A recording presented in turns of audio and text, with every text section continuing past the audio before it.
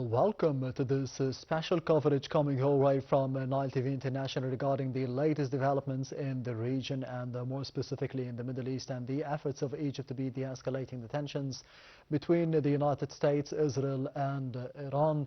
As we have seen over the past week, the efforts of His Excellency President Abdel Fattah al-Sisi and the visits paid to the GCC countries including the United Arab Emirates, Qatar, Saudi Arabia and Bahrain, as well as the efforts of Foreign Minister Dr. Badr Abdulati to be ending the war and his regular contacts with his counterparts from Iran and Qatar and Turkey and Pakistan, which took place for today, as well as the U.S. Envoy to the Middle East, the representative to the Middle East, Steve Witkoff. All of those efforts, how have they panned out over the past couple of days and quite possibly ending the war, as we did see today? Some updates and developments and statements by the U.S. President Donald Trump that the attacks will be postponed for at least 5 days against the Iranian vital installations and the infrastructure for energy. And to be shedding more light on those important topics and developments, I'm honored to be having with me over the phone for tonight Dr. Ahmed Sharaf, Dean, the educational consultant. Thank you very much, Dr. Ahmed, for being with us tonight on this special coverage. Well, thank you. Thank you, Ahmed, for having me. Always a pleasure to talk to you. The pleasure is all mine. First of all, let's take it from the American side and more specifically domestically. How do you think that the war has been going on for at least 3 to 4 weeks without clear congressional authorization? Right.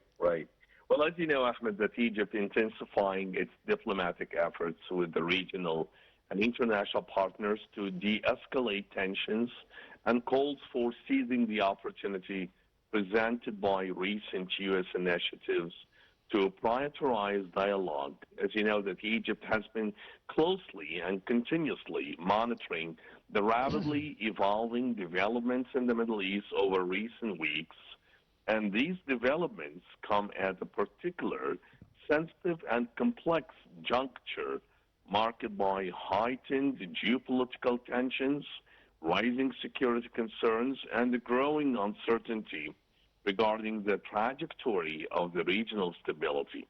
So Egypt reaffirms in this context its firm condemnation of the attacks that targeted the Gulf states and also the other states as well, and reiterates its categorical rejection for any actions that undermine their security, sovereignty, or territorial integrity.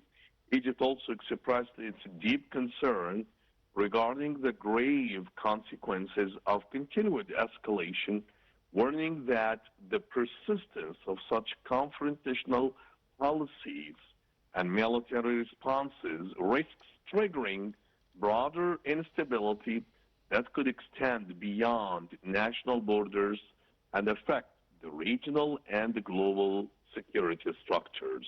Ahmed? Yes, Dr. Ahmed, we have seen several conflicting statements by the U.S. President Donald Trump throughout the war for the past 3 or 4 weeks. One of them is that he wants to be defending democracy globally, or more specifically in Iran. He called on the Iranian people to be rebelling against the regime in the Islamic Republic.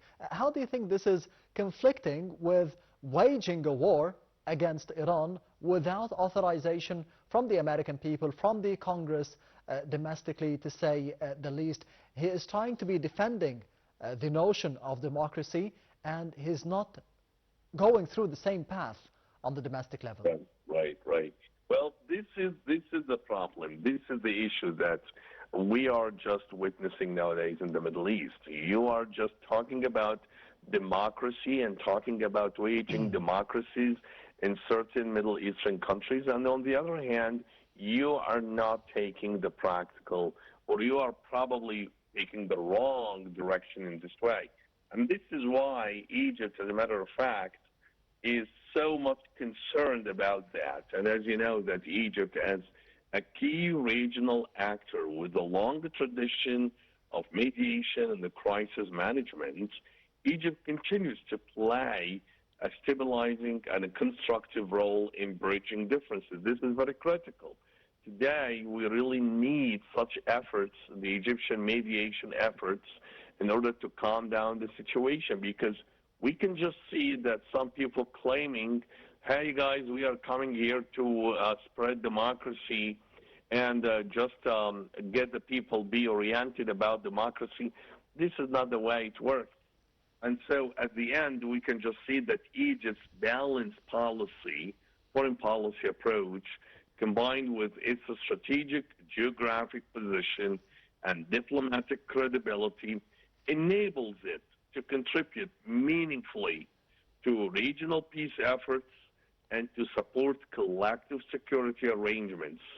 So I would say that Egypt here, reaffirming its unwavering commitment to intensifying diplomatic efforts in full coordination with regional and international partners to maintain open channels of communication and prevent further escalation.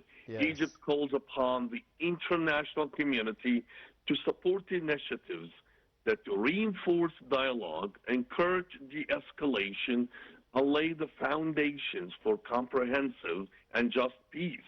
Throughout sustained cooperation and shared responsibility, the region can overcome current challenges and move toward a future characterized by stability, prosperity, and mutual understanding, Ahmed. Yes, Dr. Ahmed Sharaf, we have seen another important statement by the U.S. President Donald Trump for today, that he would be postponing the strikes against the Iranian energy infrastructure and facilities in Iran for at least 5 days. And this is depending on the productive talks that are ongoing, according to him, according to his statements, that the ongoing negotiations and talks between the United States and Iran.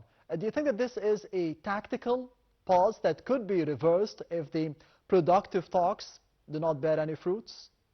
Well, I would just say that this is just the expected outcome. As you know, that what we can just see today, we can just see that the situation was just extending to the whole world. So I would describe that there are strategic calculations here. For example, he's so much concerned about destabilizing global energy markets, addressing the nuclear and security concerns, the domestic and international political considerations. By promoting diplomacy, so Trump may seek to present himself as a leader capable of both projecting strength and pursuing peace. There are prospects and challenges, and despite the apparent diplomatic opening, but we must see also, we have to confess also that there are significant obstacles. For example, deep mistrust, the ongoing military operations, and differing preconditions for negotiations. But at the end, I would say that the call for talks reflects a critical moment in the Middle Eastern geopolitics, one where diplomacy and confrontation coexist in a delicate balance. Whether these efforts will lead to a lasting de-escalation or merely provide temporary pause in hostilities remains uncertain. What is clear, however, is that the dialogue initiatives, even when contested, play a vital role in preventing conflicts from spiraling into wider regional or global crises. Ahmed? Yes, Dr. Ahmed Sharaf, on the other hand, how do you see the response of the rest of the world, the rest of the globe? It is being affected economically, diplomatically, politically, and more specifically within the region, the GCC countries and the other global and regional partners and players are being affected negatively after this war and after the negative repercussions that we have seen economically on the rest of the globe. What is being expected, in your opinion, especially after the statements by President of the United States, Donald Trump, that he needs productive talks between the US and Iran in order to be stopping the war, in order to be postponing the strikes that would have taken place by the end of today, or maybe deep at night, according to the Cairo local time. So do you think that the world would be believing these statements, especially that there were negotiations in Geneva before this war, there were mediations by Oman before the war started, there was another war in June, the 12-day war. So do you think that the world is expecting positive results through the productive talks? Well, you know, Ahmed, the global response to Trump's call for talks and dialogue illustrates the interconnected nature of contemporary geopolitics. So while the governments and institutions differ in their interpretations of the initiative, there is widespread agreement that diplomatic engagement is essential to preventing further escalation.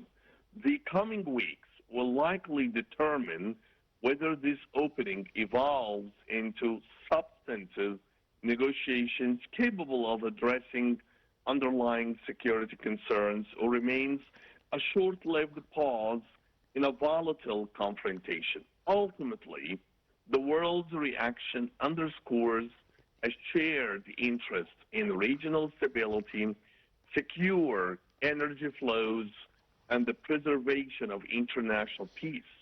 The success or failure of diplomatic efforts between Washington and Tehran will not only shape the future of the Middle East geopolitics, but also influence broader global strategic dynamics. Ahmed? Yes, Dr. Ahmed Abd Tawab Sharaf, the educational consultant. Thank you very much for being with us tonight on Nile TV International and this special coverage. And we are joined over the phone by Dr. Ahmed Khattab, the political analyst. Dr. Ahmed, thank you very much for being with us tonight. Thank you. It's my pleasure to be with you. Anytime. On the other hand, we have spoken about the role and the statements of the US President in this war and the latest developments and the statements that took place for today. But the other contradicting statements by the Iranian Revolutionary Guards Corps, they say they had no discussions, no negotiations whatsoever with